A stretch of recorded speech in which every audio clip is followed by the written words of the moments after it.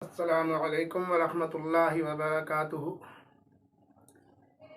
معزز ناظرین، آج میں وضو کے حوالے سے کچھ گفتگو آپ لوگوں کے بیچ کرنا چاہتا ہوں۔ وضو کے فضائل آپ لوگوں کے سامنے یقیناً ہوں گے، کامل وضو کی۔ لیکن ایک چیز جس کی طرف میں آپ لوگوں کی توجہ مرکوز کرانا چاہتا ہوں، وہ ہے پانی کا بے جا اسراف۔ یعنی جتنی ضرورت ہمیں پانی کی پڑتی ہے وضو کے لیے، ہم اس سے 2 گنا بلکہ 3 گنا پانی زیادہ بہاتے ہیں۔ آپ بھی سوچیں گے وہ کیسے؟ اصل میں ہم لوگ جو اپنی مساجد میں یا گھر میں بھی عام طور سے ٹوٹی سے وضو کرتے ہیں۔ جہاں جہاں بجلی پہنچ گئی وہاں پانی کی ٹنکی پہنچ گئی، پانی کی ٹنکی پہنچی تو ٹوٹیاں بھی ظاہر ہے، اسی لیے تو لگائی گئی ہیں۔ اب ہم لوگ ٹوٹی سے وضو کرنے کے اتنے عادی ہو گئے ہیں، اتنے عادی ہو گئے ہیں کہ ہمارا ذہن اس طرف جاتا ہی نہیں کہ ہم یہ جو ٹوٹی سے وضو کر رہے ہیں، اس میں ہمارا پانی کس قدر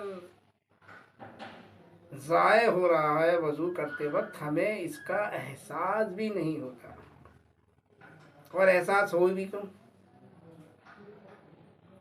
عام طور سے ہمارے جو علماء ہیں، مقررین ہیں، وہ اور موضوعات پر تو بڑی وضاحتی تقریریں کرتے ہیں امت مسلمہ کو راہ راست پر لانے کے لیے۔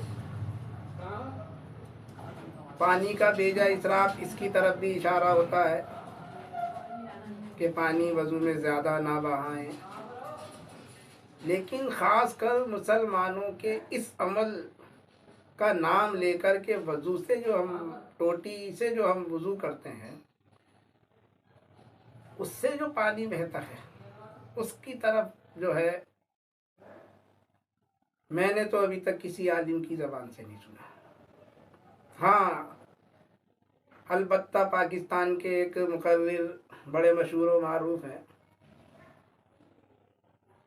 ان کی ایک ویڈیو کلپ میرے سامنے آئی اور انہوں نے اسی طرح اشارہ کیا، خاص کر اسی موضوع پر ان کی وہ ویڈیو، ایک چھوٹی سی کلپ انہوں نے بھیجی، میرے سامنے گزری، بڑی خوشی ہوئی۔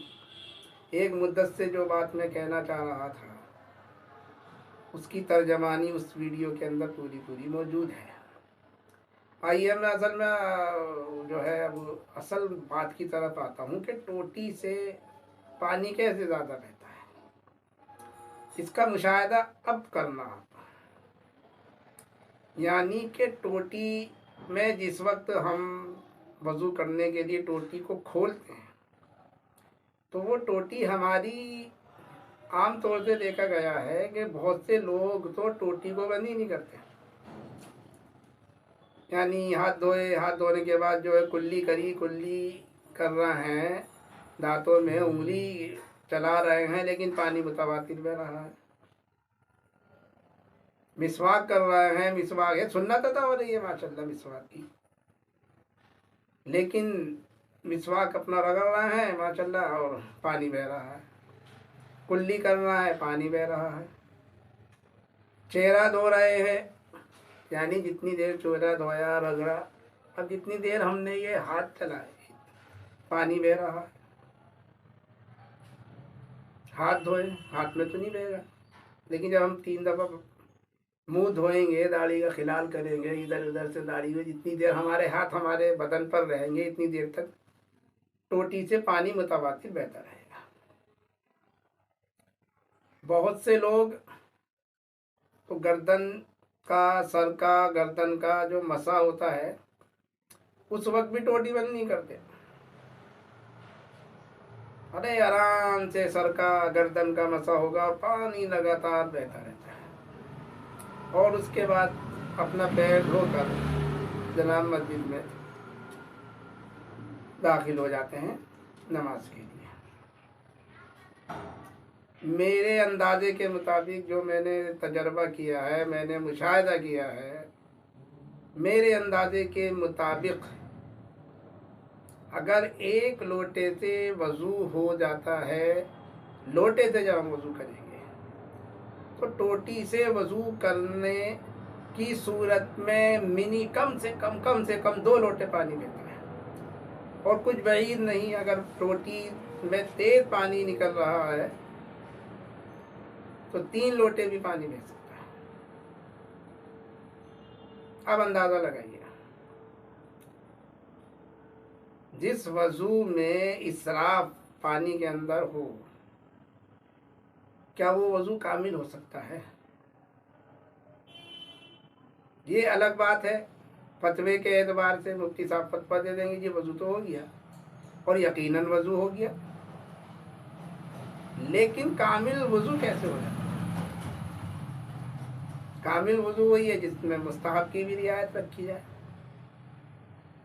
अच्छा, यहाँ सिर्फ पानी ज़्यादा बहना नहीं है मकसद, पानी के साथ साथ बिजली भी ज़्यादा फूकती है। आप सोचेंगे बिजली कैसे फूकेगी? भाई जब मस्जिद में टंकी में पानी भरा जाएगा और जितना काम एक टंकी पानी से हो जाए, उस काम के लिए 2 टंकी या 3 टंकी पानी बहे तो बिजली तो जाहिर है ना। एक टंकी के लिए अगर 2 यूनिट बिजली फूकती है, 3 यूनिट मान लो फूकती है, तो 2 टंकी के लिए 6 यूनिट हो गई, 3 टंकी के लिए 9 यूनिट हो गई। ये बिजली का इजाफी बोझ मस्जिद के ऊपर। और दूसरी बात, अब जब बिजली जो है मोटर चलती है, मोटर बिजली से चलती है, अब जब मोटर चलेगी यानी अगर 1 घंटे में 1 टंकी पानी भर जाता है, तो अब 3 टंकी पानी जो भरेगा 3 घंटे मोटर चलेगी। अच्छा, 3 घंटे मोटर चली तो अब वो मोटर ज़ाहिर है जितनी ज़्यादा हर चीज़ इस्तेमाल की जाती है उतनी ही जल्दी ख़राब भी हो जाती है। अब जब मोटर जब ख़राब हो जाएगी तो उस पर जो खर्च होगा वो भी उसी की नज़र जाएगा जो हम वज़ू में इसराफ कर रहे हैं।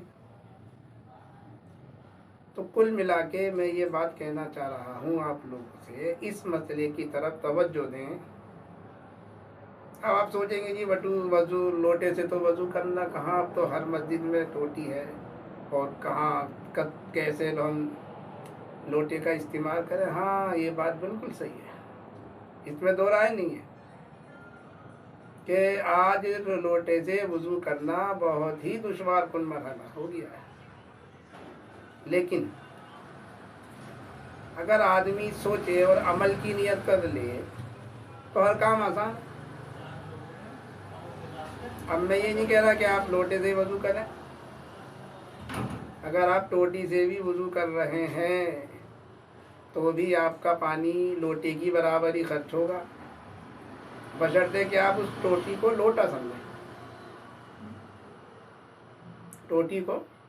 टोटी को लोटा समझें, यानी भाई हाथ में खोला और पानी लिया, टोटी बंद कर दी, कुल्ली करी, फिर खोला, फिर करा कुल्ली, यानी कि एक हाथ हमारा टोटी पर रहे, जैसे लोटे से पानी लेते ना, ऐसे हमने टोटी से पानी ले, बस ये फर्क है, हमने लोटे को टोटी समझना, टोटी को लोटा समझना।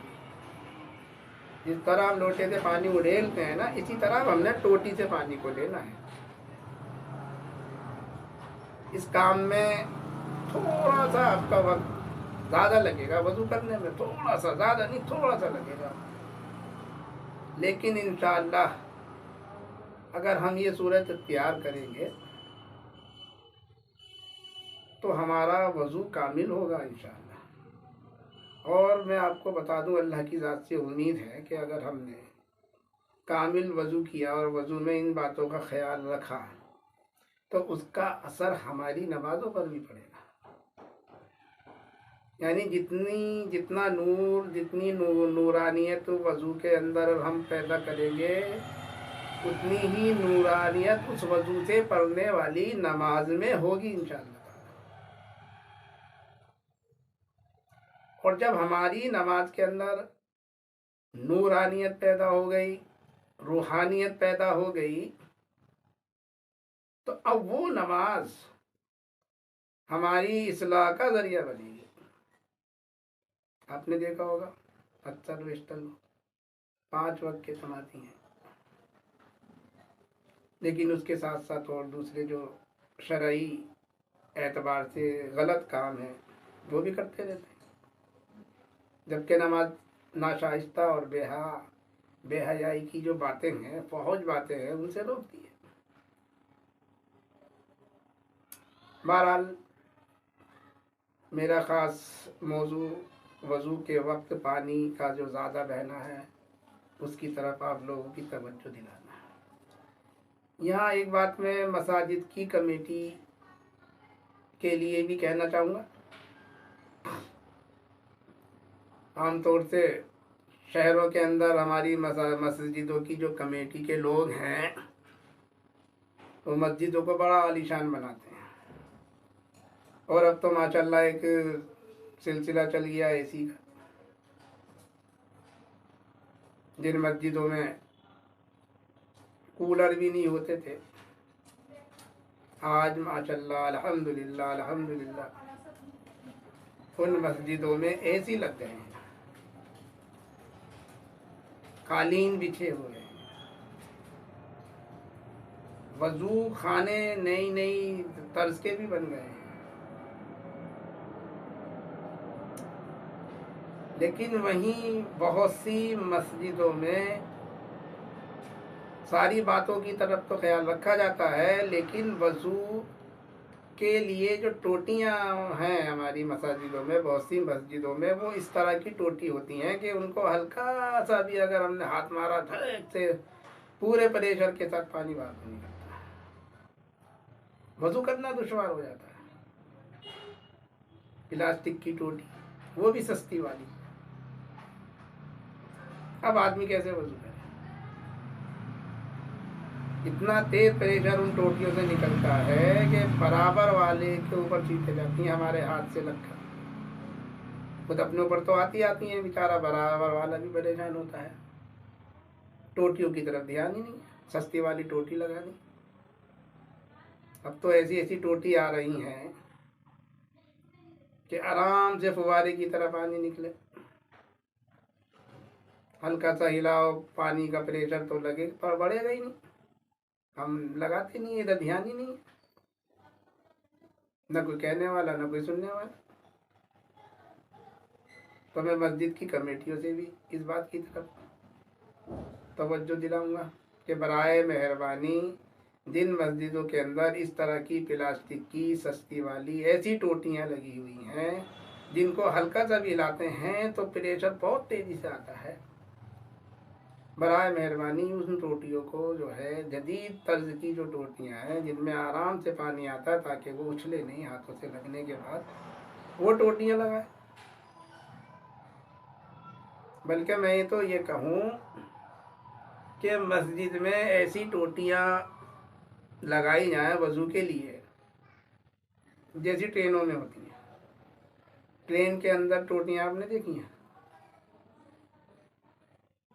سب لوگ جانتے ہیں جن لوگوں نے ٹرین میں سفر کیا، ٹرین کے اندر جو ٹوٹیاں لگی ہوتی ہیں وہ کس لیے لگی ہوتی ہیں؟ وہ اسی لیے تو لگی ہوتی ہیں کہ پانی زیادہ خرچ نہ ہو۔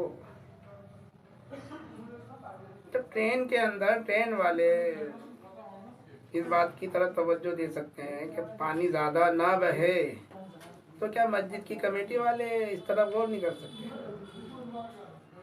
کہ ہم لوگ اپنی طرف سے یہ کوشش کریں کہ وضو کے لیے کم سے کم پانی کا استعمال کیا جائے؟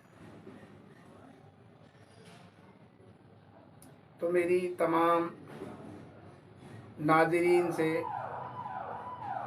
تمام اہل ایمان سے خاص کر درخواست ہے کہ خدا کے واسطے اس طرف غور فرمائیں.